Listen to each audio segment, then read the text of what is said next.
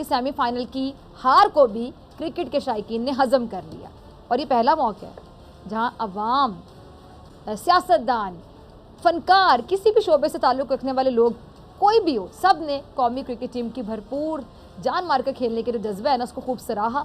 और इस तरह कौमी टीम हार के बाद भी जीत गई, अवाम के दिल जीतने में कामयाब हो गई, तो जीत गई। अब इसमें कोई शक वाली बात नहीं कि जी सेमीफाइनल में ऑस्ट्रेलिया के हाथों शिकस्त ने सबके दिलों को गमज़दा भी किया, लेकिन सबको खुशी इस बात की है कि पाकिस्तान ने गुड क्वालिटी ऑफ क्रिकेट खेली और शायकीन ने क्रिकेट को खूब महसूस भी किया, बड़ा दिल से खेला, बड़े जज्बे से खेला। और ये भी हकीकत है कि पाकिस्तान ने बहुत अरसे बाद ऐसी परफॉर्मेंस दिखाई है कि कोई तनकीद नहीं कर सकता। हाँ, ये सेमीफाइनल में जो पाकिस्तानी टीम ने कुछ गलतियाँ की जिसकी वजह से मैच भी हाथों से निकला, लेकिन अब इन गलतियों को मेरे ख्याल से कोसने की बजाय या तनकीद करने की बजाय इनसे सीखने की ज़रूरत है और आगे बढ़ने की ज़रूरत है। अब अगले साल इंशाअल्लाह फिर वर्ल्ड T20 का मेला सजेगा और अगर पाकिस्तानी टीम इन गलतियों से भी सीखे और इसी जज्बे के साथ जिस तरह खेली इस बार इसी तरह खेले तो इंशाअल्लाह पाकिस्तान की जो क्रिकेट टीम है वो ना सिर्फ एक बार फिर से भारत को धूल चटाएगी बल्कि कप भी जीत कर पाकिस्तान लेकर आएगी इंशाल्लाह। से जो होना था वो हो गया, किसी एक को हार का इल्ज़ाम नहीं दिया जा सकता। और मजमूई तौर पर पाकिस्तान ने बस ये याद रखें कि बहुत ज़बरदस्त खेल पेश किया और बहुत दिल से खेला, बस इसी को देखना चाहिए। सिर्फ एक हार पर खिलाड़ियों की जो पूरी मेहनत है उस पर पानी फेरना सख्त नाइंसाफ़ी होगी हमारे सुपर हीरोज़ के साथ। सर, पाकिस्तान के ना आने से, पाकिस्तान के अटेंड ना करने से मीटिंग आपको लगता है कोई फर्क पड़ा है या नहीं? ठीक है, हमारे बगैर भी काम चलता है। नहीं, बगैर भी काम चलेगा, क्योंकि यदि पाकिस्तान नहीं आएगा तो क्या करेंगे? यदि पाकिस्तान ने मना करने के बाद अफगानिस्तान बर्बाद तो नहीं होगा। अफगानिस्तान के प्रति पाकिस्तान और चाइना इन दोनों ने सोचा कि हम नहीं आएंगे, लेकिन 8 देश तो ऐसे थे बॉर्डरिंग देश जो आए, तो 8 देशों को तो लगा कि जाना चाहिए। और यही कारण होता है कि अगर पाकिस्तान में कोई मीटिंग होगी तो भारत उसको रेसिप्रोकेट होके कहेगा कि हम नहीं आते। ये संवादहीनता की बात है।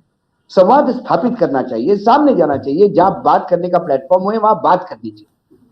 और अटल जी ने तो कह दिया था, जब अटल जी बस लेके आ गए थे लाहौर में और बस डिप्लोमेसी जब शुरू हुई थी तब हमारे पार्लियामेंट में बहुत जबरदस्त तरीके से लोगों ने उनको अपोज किया था कि एक तरफ से उधर से गोलियां चल रही है और आप बस लेके जा रहे हो।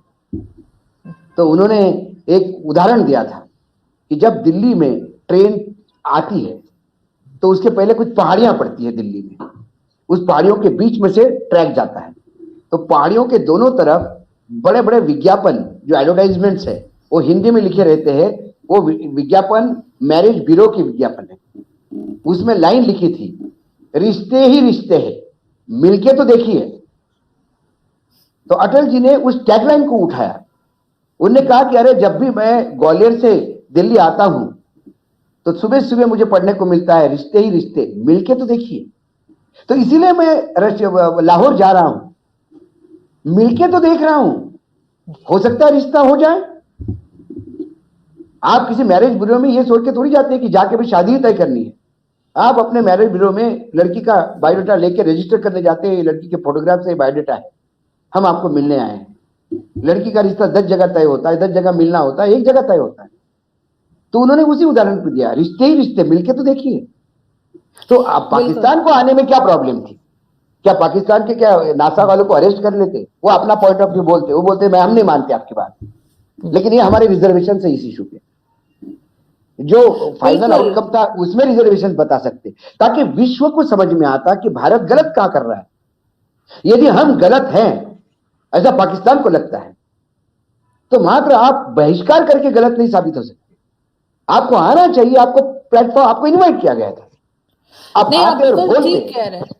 नहीं, आप बिल्कुल ठीक कह रहे हैं सर। मैं खुद ये समझती हूँ कि पाकिस्तान को जाना चाहिए था, लेकिन सर लास्ट में मैं आपसे ये पूछना चाहूंगी कि अब अफगान गवर्नमेंट जो है, जिसमें कि अब जाहिर है तालिबान आ चुके हैं, उसमें कहा जा रहा है कि जी बहुत से अभी किसी भी कंट्री ने उनको तस्लीम नहीं किया है, कोई भी जो है मानने को तैयार नहीं है कि कौन पहल करेगा। पाकिस्तान ने भी नहीं किया है। आप क्या फ्यूचर देख रहे हैं इनका? कब ये चीज शुरू होगी और कब ये करना तो पड़ेगा दुनिया को, ऐसा तो नहीं है कि नहीं करेंगे।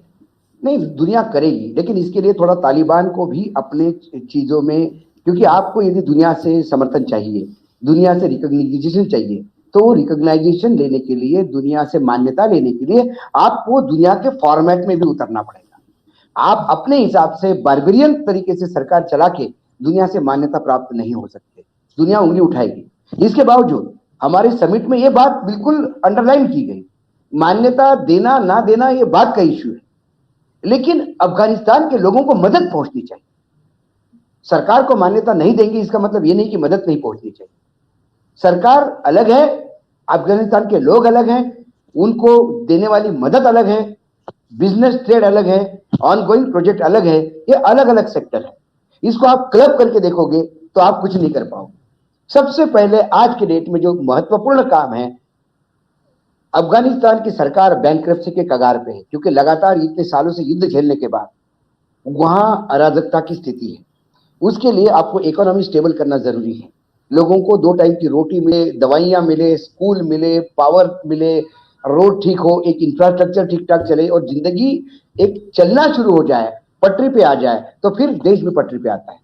फिर अब तालिबान भी सोचेगा कि कुछ फॉर्मेट में चेंज करना है। उसके बाद जैसा विश्व को चाहते हैं, जैसे विश्व को, कोई कंट्री ने ऐसा नहीं कहा कि हम संविधान बना के देंगे और आप इसको एक्सेप्ट करो। एक मोटे मोटे तौर पे जो विश्व में एक तरह चलते हैं कि भाई महिलाओं के भी अधिकार हो, बच्चों को स्कूलिंग हो, ड्रग्स के लोगों को जीरो डाउन किया जाए, आतंकवाद को खत्म किया जाए, आपके धरती से आतंकवाद पनपना नहीं चाहिए। ये किसी भी देश में ये कंडीशंस लागू हो सकती है। लेकिन सर, तालिबान का रिकॉर्ड तो कुछ और रहा है, तालिबान की हिस्ट्री कुछ और रही है। अगर हम उसको उठा के देखें तो क्या उम्मीद हो सकती है? नहीं, हिस्ट्री तो कुछ अलग है, लेकिन उम्मीद नहीं हो सकती, इसलिए नाउम्मीद होकर भी नहीं चलना पड़ता। लगातार हमें बदलाव होता है, हमने बदलाव होते हुए देखा है, हमने कई देशों को बदलते हुए देखा है, देश के तासीर को बदलते हुए देखा है। यही श्रीलंका जाफना में जब एलटीटी के लोग थे, इसी श्रीलंका को हमने बम्बार्डिंग से अस्त व्यस्त होते हुए देखा है। आज उसी श्रीलंका को हम नए रूप में देखते हैं। ऐसे कई देशों के उदाहरण हैं जहां लोग बदले हैं, विचार बदले हैं। मैं ये नहीं समझता तालिबान लोग आए हैं वहां पे, वो फाइटर्स है, वो लगातार अभी तक फाइटर्स मतलब अपने राइट्स के लिए लड़ते रहे, वो आतंकी सहारा लेते गए, वो हिंसा का रास्ता अपनाते गए, आज वो सत्ता में आए हैं। आज तक वो सिर्फ लड़ते आए हैं, उन्होंने कभी सत्ता को उस हिसाब से चलाया नहीं जैसा चलाया जाना चाहिए। तो उनको भी ट्रायल एंड एरर मेथड से धीरे धीरे उनको भी समझ में आ जाएगा। जब उनको समझ में आ जाएगा कि हम जो रास्ता चूज कर रहे थे, हो सकता है महिलाओं को हम अधिकार नहीं दे रहे थे, तो देना पड़ेगा। क्योंकि यदि विश्व का साथ चाहिए, आप चाहते हो कि विश्व मदद करे, आप चाहते हो, आप अकेले इस विश्व में नहीं रह सकते। नए वर्ल्ड ऑर्डर में ये छोटा ग्लोबल विलेज हो गया है, पूरा विश्व एक गांव के जैसा है। उस गांव में कोई मोहल्ला अपने मर्जी से नहीं चल सकता, वो मोहल्ले में, उस घर में अपने कानून हो सकते हैं, लेकिन बाहर की दुनिया के साथ उनके संबंध एक प्लेटफॉर्म पे होंगे जो सभी के होंगे। वो पाकिस्तान में भी नहीं चल सकता। चाइना के अपने रूल्स है, चाइना अपना कॉन्स्टिट्यूशन से चलता है, लेकिन कल चाइना भी एकदम आतंकी रूट लेके, तो चाइना की भी लोग मान्यता देने से मना कर देंगे, कोई भी हो।